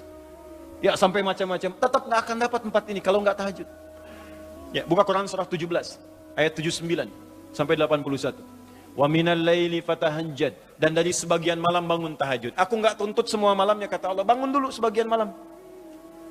Ingat ya, ada lail, ada lailah, saya pernah terangkan. Kalau lail itu waktunya, lailah keistimewaannya. Jadi kalau sudah pakai tak itu sifat. Kalau menunjuk waktu. Lailah sifat di malam itu yang istimewa, beda dengan malam lainnya. Makanya ketika Allah menyebutkan malam Al-Qadar itu pakai ta. Inna anzalnahu fi lailatul qadar. Pakai ta. Wa ma adraka ma lailatul qadar. Pakai ta. Kalau nggak pakai ta itu artinya malam, setiap malam terbuka. Ya, lail, jamaknya layali. Lailun, layali, lela, lili, lala itu malam. Ya, ibu leli, ibu malam-malam. Ya, fokus. Wa minal laili, minnya tab'id di ilmu nahwu. Sebagian, nggak usah semua. Ya, dari jam 8 tuh udah malam. Ya, sampai jam 4 tuh malam. 4 sampai setengah 5, setengah 5-nya subuh, jam 4 sampai setengah 5 disebut sahar, waktu menjelang subuh. Baik, malam kan panjang tuh. Kata Allah, saya nggak tuntut semua, silahkan tidur dulu. Nanti malamnya bangun, ambil sebagian aja. Kalau masih latihan, kata Nabi, jangan tinggi-tinggi dulu. Nggak apa-apa 15 menit, 30 menit, untuk latihan dulu. Ya, bangun di malam hari setelah istirahat disebut hajada namanya, hajad. Ha, jimdal, ha besar jimdal. Hajada itu bangkit setelah beristirahat di malam hari.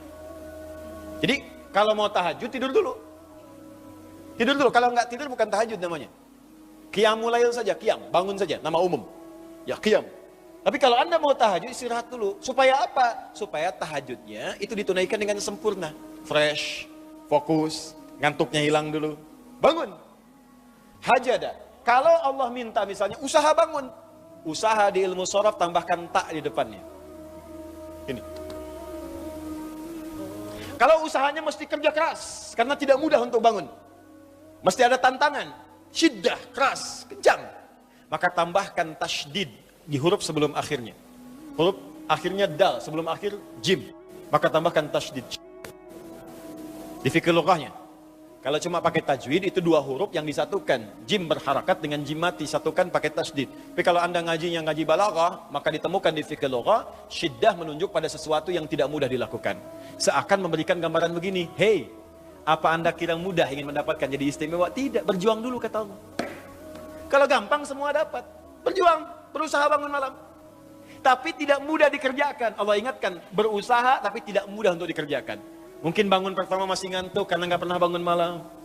Bangun masih begini dulu. Duduk begini. Bangunnya 2:30, duduk. Begitu bangun begini jam 5. Makanya siapkan dari awal, berusaha dulu, pasang alarm kalau di awal-awal. Kalau belum terbiasa, kalau sudah terbiasa, bangun sendiri Pak.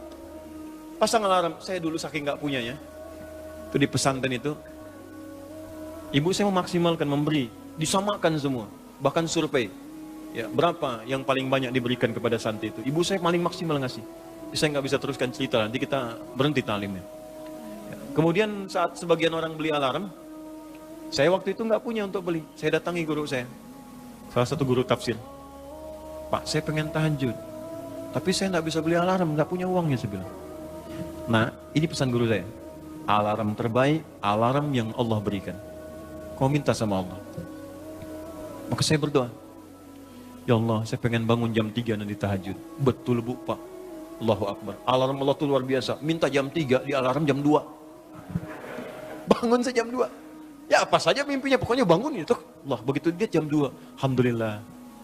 Tenang dulu, diam dulu kan. Siap-siap kan hadis Nabi begitu. Kalau bangun jangan langsung bereaksi. Duduk dulu sebentar. Itu di Abu Daud, nomor hadis 1367. Ya. Idza staiqadha min naumi fajalasa. Kalau Nabi bangun dari tidurnya duduk dulu. Famasaha biyadi min athari naumi, maka mengusap dengan tangan yang diduga paling bersih. Awas. Sebagian bekas ngantuknya. Hilangkan dulu. Setelah ngantuknya hilang baru doa. Jangan ngantuk berdoa yang enggak nyambung. Masih ngantuk. Wah, alhamdulilladzi ahyana. Badana amatana amat dia begini kan, enggak bangun-bangun. Ya. Nah, itu jadi hilang dulu ngantuknya. Baru setelah itu sadar, berdoa, baca 10-11 ayat terakhir surah Ali Imran, baru masuk untuk berwudu, baru siap-siap tahajud. Ya, kalau kita baru di awal pasang alarm, ya beli. Ya pakai handphone bisa sekarang. Handphone tuh coba sih jadikan jadi aset akhirat. Cuma jadi koneksi dunia aja untuk apa? Jadikan aset akhirat. Pasang alarmnya, masukkan aplikasi Quran, update status hadis setiap hari, motivasi orang dengan kebaikan. Jadi pahala. Nah, ini yang dilihat di update, berita bola lagi. MU dapat gelandang baru, ini. Kemarin menang 6-0, lawan Manchester City menang 1-0, tapi agregat kalah 3-2, nggak masuk final. Hafal. Ya. Liverpool peringkat pertama, selisih poinnya udah kejauhan, sekarang nggak kekejar. Udah nggak kekalah-kalahkan sampai sekarang, 23 kali main. Wah, tinggal 16, hafal benar tuh. Ya, kemarin salah nyetak gol 1, 2-0, lawan West Ham, tahu dia. Tahajud enggak, aduh. Anda mau tanya apa sama saya jawab sekarang. Ya, Ronaldo punya anak 4 aja saya tahu. Nonton nggak? Nggak tahu saya. Real Madrid puncak sekarang nomor 1 saya tahu, karena Barcelona kalah sebelumnya walaupun kemarin menang 5-0. Saya tahu. Nonton nggak? Nggak nonton. Demi Allah saya bilang, nggak nonton saya. Cuman saya kan senang baca. Apa yang bisa dilihat besok ngapain? Lihat malam-malam. Baca, selesai. Ya kalau masuk di komunitas itu bisa dakwah kita. Datang sampaikan gini selesai. Balik lagi ke tahajud, pasang alarm. Bangun jam berapa sholat? Jam 3, pasang jam 2. Bikin 3 kali alarm. Jam 2, 2:04, 2:30. Kalau bisa 3 kurang 15. Alarm pertama untuk mematikan alarm kedua. Alarm kedua matikan alarm ketiga. Saya tahu modusnya pasti begitu. Makanya berjuang. Nah, kalau Anda bisa kerjakan itu, apa yang Anda raih? Asa 1, ayyab'atsaka rabbuka maqaman mahmuda. Langsung. Kata Allah saya jamin pakai asa. Asa itu kalau kata Imam As-Suyuti dalam kitabnya Al-Itqan, itu beliau katakan ini huruf taraji. Jadi sesuatu yang kalau Anda kerjakan itu asa, itu mengandung kepastian yang tinggi. Maka kalau diterjemahkan kata Allah saya jamin. Kalau Anda kerjakan tahajud dengan benar, aku akan angkat karirmu di tempat yang paling tinggi dan paling indah, terpuji. Jadi kalau Anda kerja, karir naik cepat. Nggak usah pakai nyogok, nggak usah pakai macam-macam. Allah angkat sendiri. Allah lembutkan hati orang-orang sekitarnya. Kalau kuliah, tingkat paling tinggi. Ya, 2. Wa qur rabbi adkhilni mudkhala sidqin. Aku akan bimbing setiap dia mengawali pekerjaannya. Dibimbing Allah. Makanya orang yang dibimbing Allah itu terasa mudah. Ya, maaf, begitu mau misalnya menghadapi sesuatu, datang bimbingan Allah, begini cara mengerjakannya. Hatinya tuh dituntun. 3, wa akhrijni mukhrajas sidqin. Kalau punya masalah diberikan jalan keluar yang terbaik, yang benar. Macet, berikan jalan keluar. Ya, nggak perlu melakukan tindakan-tindakan yang kotor. Ada pekerjaan susah, diberi jalan keluar. Nggak perlu melakukan tindakan-tindakan kriminalitas. Kalau orang tahajud semua, nggak ada korupsi, Pak. Nggak ada sogok menyogok. Baik semua jalan. Yang paling indah, waj'alni min ladunka sultanan nasira. Ahli tahajud itu kata Allah, kalau dia diganggu, diisengi, dijaili dalam kehidupannya, aku langsung yang akan menolongnya. Baru tahajud. Maka sekarang tolong keluarkan ya. Malam tahajud, siang turunkan dari syuruk, duha. Syuruk itu awal duha. Duha dibagi 3. Awal duha, pertengahan duha, akhir duha. Kemudian misalnya rawatib, 4 rakaat sebelum zuhur. Kalau nggak sempat 2, hadis Ibnu Umar. Kemudian 2 rakaat setelahnya. Ya, kemudian 2 rakaat setelah maghrib, 2 rakaat setelah isya, 2 rakaat sebelum subuh. Tambah dengan mutlak 4 rakaat sebelum asar. Ya, 2 rakaat sebelum isya, ma bainal adzanaini rakaatain. Ya, 2 rakaat di antara adzan dengan iqamat. Tambahkan semua. Demi Allah saya katakan, catat kalimat saya ini. Kalau Anda benar mengerjakan semua ini ikhlas karena Allah, maka akan terjadi perubahan dalam hidup kita. Yang pertama Allah berikan bukan dunia dulu, karena dunia itu kecil. Yang pertama Allah berikan halawatul iman, berupa kenikmatan iman, berwujud ketenangan dalam jiwa kita.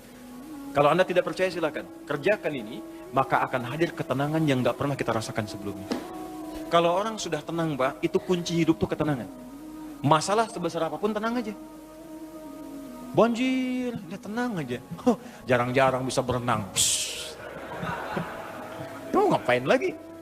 Ya. Jelas ya? Ada satu saja. Terakhir. Amalan kedua. Secepat, ini mungkin 5 menit saya selesaikan. Amalan kedua selain sholat adalah banyak berinteraksi dengan Al-Quran. Al-Quran. Kenapa? Karena sejak diturunkan, Al-Quran itu saat Allah turunkan, itu langsung bersanding dengan kalimat hudan. Hudan. Dan setelah saya gali dalam Al-Quran, memang ternyata semua kitab itu ketika diturunkan pada setiap nabi disebutkan hudan. Nabi Musa misal. Nabi Musa itu kitabnya apa? Taurat kan? Diturunkan Taurat. Nah, fungsi Taurat itu hudan. Buka Quran surat 17 Al-Isra ayat kedua. Wa ataina Musal kitaba. Kami turunkan kepada Musa kitab namanya Taurat. Tahu dari mana Taurat? Quran surah ketiga ayat ketiga. Nazzala 'alaikal kitaba bil haqqi musaddiqan lima bayna yadayhi wa anzalat Taurat wal Injil. Taurat kepada Musa, Injil kepada Isa alaihissalam. Wa ataina Musa al-kitaba. Kembali ke Quran surah 17 ayat kedua. Kami turunkan kepada Musa, kami berikan Alkitab Taurat. Apa fungsi Taurat? Wa ja'alnahu hudan. Kami jadikan di Taurat itu petunjuk-petunjuk kehidupan. Untuk siapa? Li Bani Israel. Karena tugas Nabi Musa untuk Nabi Israel, Bani Israel saja. Di Nabi Musa itu terbatas tugasnya. Bukan Rasul untuk semua. Bukan Rasul untuk sedunia. Rasul untuk kelompok Bani Israel. Bani Israel banyak Rasulnya. Nabi Isa, Bani Israel. Nabi Isa itu tugasnya di titik terbatas saja. Wilayah Palestina sedikit sebagiannya. Di situ aja. Makanya kalau nyampe ke Indonesia itu kelewatan gitu. Ya, nyampe sana aja di situ. Nabi Isa, Yesus, Mesias itu tugasnya di sana. Bahkan ada nanti di satu masa 2 nabi. Ya, beda komplek. Ya, jadi tugasnya itu dinasnya satu nabi komplek A, yang satu komplek B. Contoh paling gampang apa? Nabi Ibrahim dengan Nabi Lut. Lut itu keponakannya Nabi Ibrahim. Ya di satu masa, cuma dinasnya tempatnya beda. Tahu dari mana? Quran surah 51. Ya ayat ke-24 sampai ayat 30. Itu dikisahkan ada malaikat ingin datang ke kompleknya Nabi Lut. Karena di komplek Nabi Lut itu, masyarakatnya itu udah kelewat batas, udah nantang azab. Mana azabnya Lut? Mana? Katanya mau diazab, sampai sekarang belum. Langsung dijawab Allah, dikirimkan malaikat. Cuman sebelum ke tempat Nabi Lut, mampir ke tempat Nabi Ibrahim. Ini ada amalan. Saya lompat sedikit ya. Amalannya penting nih. Kalau Anda bisa kerjakan, Anda dapat. Lihat sini. Ini rahasia. Kita saja nih. Quran surah 51 ayat 24. Paling kanan sebelah bawah. Kedengaran suara saya? Tidak. Kok bisa? Enggak kedengaran tapi bisa jawab ya. Quran surah 51 ayat 24. Hal hadithu dhaifi Ibrahim al-mukramin. Pernahkah Anda dengar kisah tentang Nabi Ibrahim yang kedatangan tamu di pertengahan malam menjelang subuh? Dan dahsyatnya kata Allah, masih dimuliakan tamunya. Kedatangan tamu tengah malam, dini hari, masih disambut. Idh dakhalu alaihi faqalu salama. Ketika tamu itu datang mengucapkan salam. Assalamualaikum.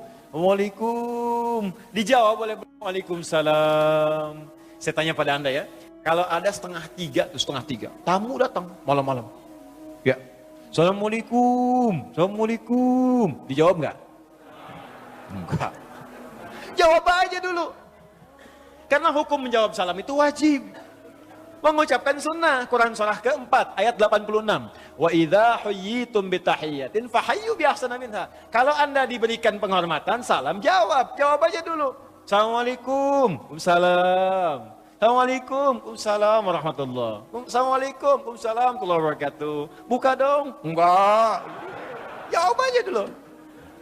Ini jawab, qala salam, waalaikumsalam. Ini kalimat Quran langsung, boleh disingkat kalau dituliskan, boleh singkatan assalamualaikum, disingkat salam. Dibaca assalamualaikum warahmatullah. Sama dengan bismillahirrahmanirrahim, singkatannya basmalah. Alhamdulillahirrabbilalamin, hamdalah. Ya, ini sudah jam 10 kurang seperempat. Sekira waktunya sudah cukup. Saya mohon maaf ya, kita akhiri saja dengan hamdalah. Hamdalah. Oh tidak. Contoh, ini bukan mau mengakhiri, contoh. Hamdalah, alhamdulillahirabbil alamin. Takbir Allahu Akbar. Kita masih ada waktu, masih bukan. Ini contoh, ya. Sama salam itu singkatan dari assalamualaikum. Ada singkatan, ada, ya. Nah, maka apa yang terjadi? Saya cepat saja. Itu masih disambut oleh Nabi Ibrahim. Kemudian faragha ila ahli. Beliau datang ke istrinya, Sayyidah Sarah waktu itu. Masih nanya, mah ada menu terbaik apa? Tamu istimewa nih malam-malam. Qaumun munkarun. Oh ini bukan orang sini, orang jauh. Kalau orang jauh jangan banyak ditanya. Dimudahkan oleh Mas Duk. Datang ke menu terbaik apa? Enggak ada. Pak, ini enggak ada stoknya. Bahasa kita. Kata Nabi Ibrahim, kita lihatlah ke belakang. Ditemukanlah anak sapi punya beliau itu, lembu. Itu masih nyembelih dulu. Faja'a bi'idlin samin. Disembelih bikin gulai malam-malam, dihidangkan. Muncul persoalan. Begitu dihidangkan faqarabahu ilaihim qala ala taqulun. Setelah dihidangkan Nabi Ibrahim ikut duduk tapi makanan enggak disentuh. Dilihat aja begini.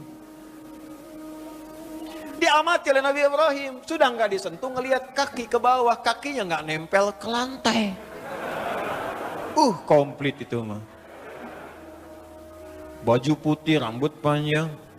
Malam-malam lebih daripada 3, 5, 7. Duduk di situ, kaki nggak napak ke lantai. Kalau Anda dalam posisi itu, pertanyaan saya, apa deh yang Anda lakukan pada waktu itu? Pingsan. Sudah nggak ada kesempatan lari, Bu. Ya, jadi rasa takut yang tidak memungkinkan kita untuk mengelak disebut aujas namanya. Maka redaksi Qurannya, fa'aujasa minhum khifah.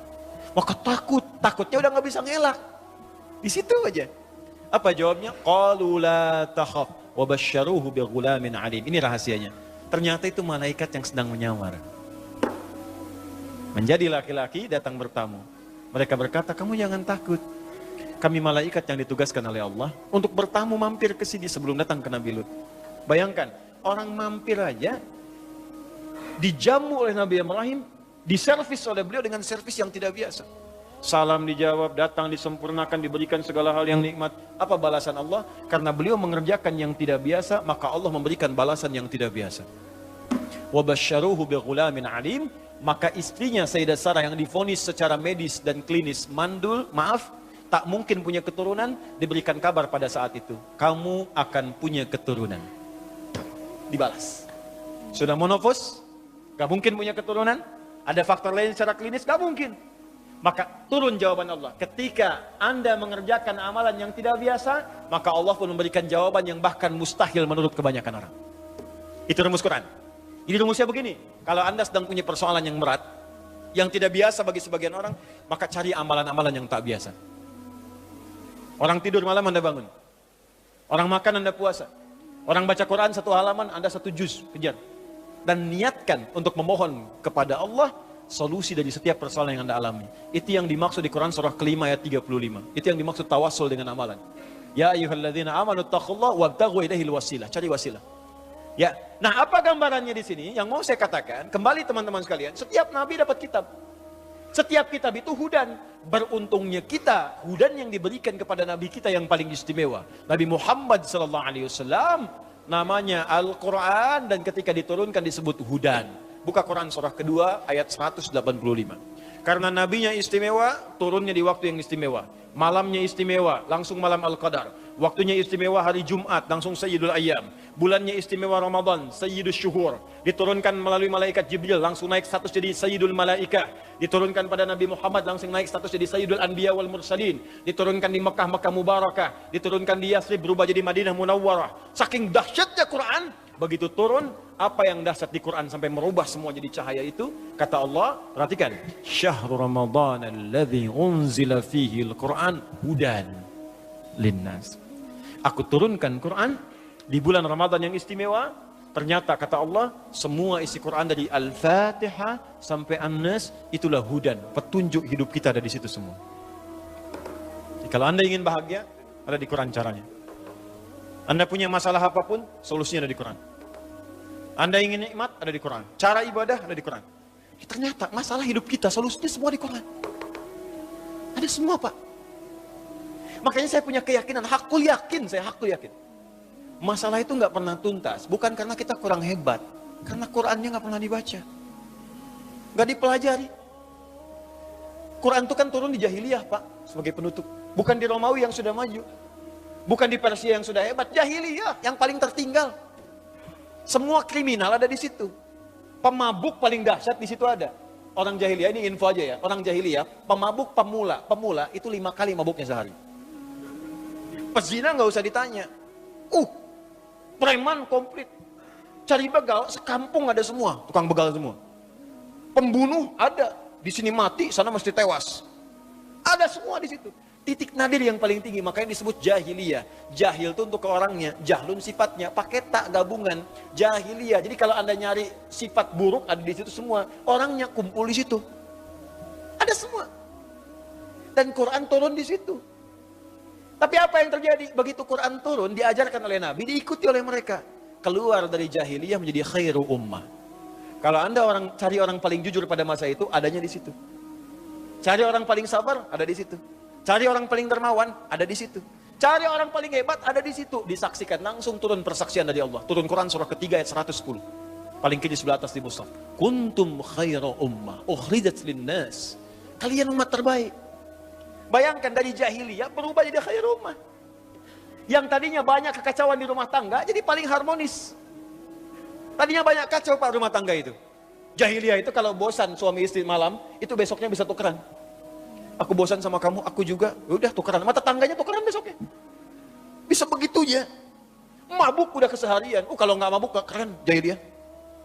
Mencuri, udah profesi itu. Ya, macam-macam berubah seketika. Di khair ummah. Karena apa? Quran. Rumah tangga kacau, dirubah jadi bagus. Ali bin Abi Thalib itu, dengan Sayyidah Fatimah radhiyallahu ta'ala anhuma jami'an. Itu indahnya luar biasa. Hartanya terbatas, tapi kebahagiaannya itu unlimited. Tanpa batas. Sampai sekarang, baju yang dikenakan Sayyidah Fatimah masih terabadikan. Kalau Anda ada waktu, main ke Top Cafe di Istanbul. Kalau ada waktu ya dan biaya. Lampu merah sanuan dikit tuh. Main. Itu Anda masuk gerbang, masuk, security check-in, metal detector, masuk, lewat kanan dulu, keluar, langsung kiri, lurus. Ambil jalur sebelah kiri. Lurus sebelah kiri, itu museum yang Turki Utsmani dulu, di belakangnya dikit, langsung museum untuk periode Nabi dan sahabat. Begitu Anda masuk, teman-teman sekalian, masuk dari pintu yang sebelah ujung, karena ditukar, biasanya masuk depan, keluar belakang, itu dari belakang masuk depan. Jadi begitu Anda masuk depan, belok ke kiri, langsung lihat ke sebelah kanan. Di situ ada ruang kaca dipajang, baju yang dikenakan Sayyidah Fatimah. Diawetkan sampai sekarang 15 abad masih ada. Padahal hidupnya begitu sederhana, tapi kesederhanaan itu tidak menghalangi keduanya untuk bahagia. Indah. Ternyata bahagia itu tidak cukup dengan minum kopi. Tidak cukup dengan minum teh. Bahagia itu ketika Anda bertakwa di hadapan Allah Subhanahu wa taala. Itu poinnya. Catat, bikin status. Gini. Semua ada di Quran. Nih saya baca cepat ya. Gak usah dicatat. Saya baca cepat, dengarkan aja. Kalau mau nyatat nanti lihat rekaman. Ya, di YouTube nanti lihat, ada ayat official. Nanti Anda buka lagi satu-satu, Anda lihat tuh. Ya, kuota cukupkan dulu. Ya. Lihat sini. Bahkan sebelum kita keluar dari rahim ibunda kita, sudah ada petunjuk. Ibu yang sedang mengandung ada petunjuknya. Kalau ingin mengetahui dan berdoa tentang kondisi janin, ada kondisi disebutkan oleh Quran surah ke-22 ayat ke-5. Doanya diatur di Quran surah ke-7 ayat 189. Minta sama Allah supaya bayi yang lahir soleh. Kemudian ketika lahir, tugas apa yang pertama dilakukan oleh seorang ibu dan ayah? Maka Allah turunkan Quran surah kedua ayat 233, paling kanan sebelah bawah. Ibu fokus berikan ASI kalau mau sempurna 2 tahun. Suami kerjakan ini. Itu sudah diatur.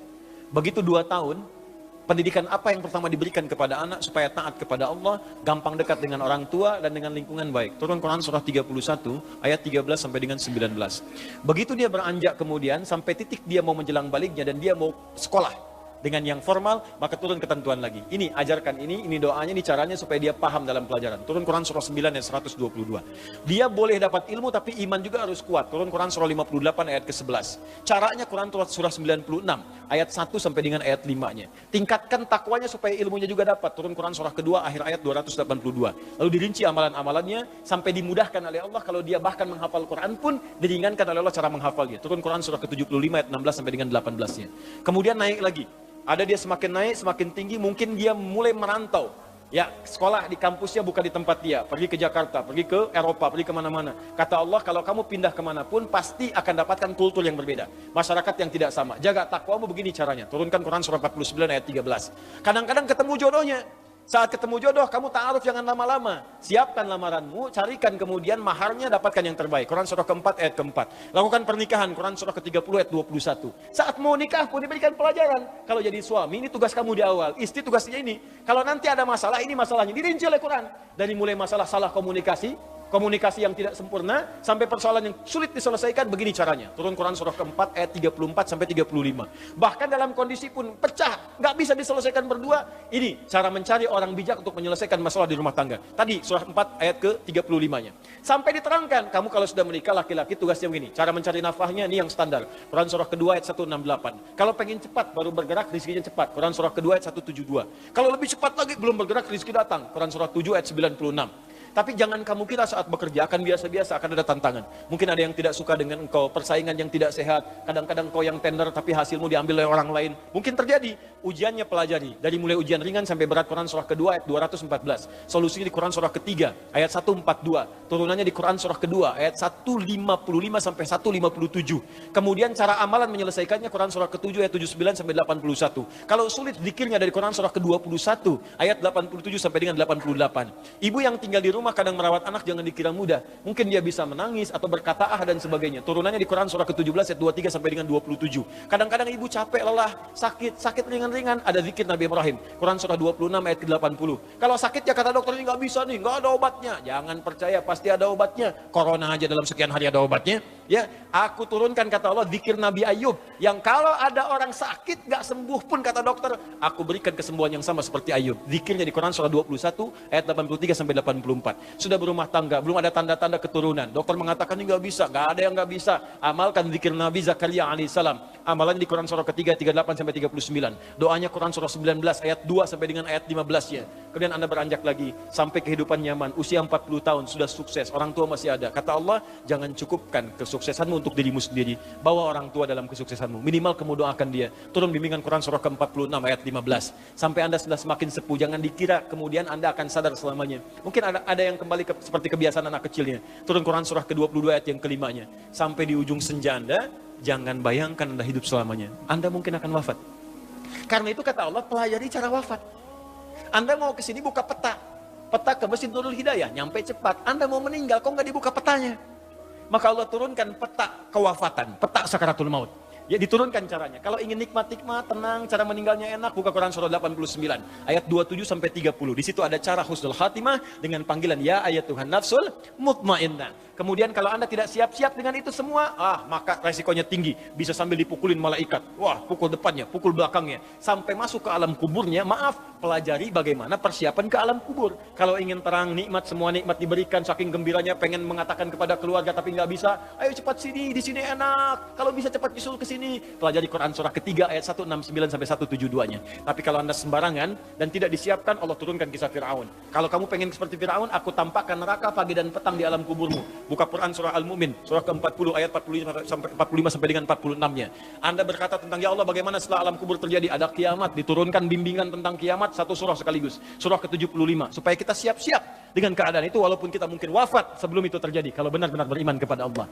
Kemudian, ya Allah bagaimana di akhirat nanti hisab? Kamu gak usah pikirkan hisab, nanti akan ringan. Yang kamu pikirkan, surga mana yang kamu masuki. Aku turunkan 4 di surga. Siapkan kurikulumnya di dunia. Bapak ibu mau ke surga yang mana? Ada surga kelas pertama bersama Nabi dan Rasul, orang-orang soleh, para syuhada, para siddiqin. Amalannya di Quran, surah keempat ayat 69. Anda ingin di taman surga, semua kenikmatan ada yang langsung berikan Allah tanpa perantara. Nikmatnya taman surga, punya rumah dekat tamannya langsung. Amalannya bagus, turunkan di Quran surah 51 ayat 15 sampai 23. Saya ingin surga yang luas ya Allah, boleh. Saya siapkan seluas langit dan bumi. Amalannya di Quran surah 3 ayat 133 sampai dengan 134. Ya Allah, saya nggak mau milih-milih, yang penting ke surga. Yang penting ke surga ya Allah. Ya, ajarkan amalan yang biasa-biasa, yang penting masuk surga. Kata Allah, nggak ada masalah. Aku turunkan amalannya, ada di Quran surah kedua ayat 25. Ya, awas hati-hati dengan neraka. Karena itu aku turunkan sifat-sifatnya, jangan kerjakan amalan ini bisa masuk neraka. Neraka yang paling ringan Quran surah keempat ayat 56. Ya, di situ ada pembangkangannya. Turunannya di Quran surah kedua ayat 6 sampai dengan 7-nya. Ya, gerakan-gerakannya banyak diturunkan. Di Quran surah misalnya 6. Ya, teman-teman semukan, hati-hati Quran surah 16 ayat ke-25. Quran surah kedua ayat 6 sampai dengan 7-nya. Turunan-turunannya muncul lagi menjadi munafik. Quran surah keempat ayat 140-nya. Hati-hati, kalau Anda lakukan itu masuk neraka jahanam. Ada semua. Apa yang enggak ada? Ada semua. Kenapa Anda enggak turunkan sekarang? Ibu, kenapa ibu nggak turunkan? Bimbingan jadi ibu Qurani. Ayat-ayat tentang ibu aja. Tentang ibu aja turunkan. Bagaimana jadi istri? Apa tugas istri? Apa tugas ibu? Apa kendala seorang ibu? Demi Allah pasti kejadian, Bu. Pasti kejadian. Tuh, benar. Pasti kejadian.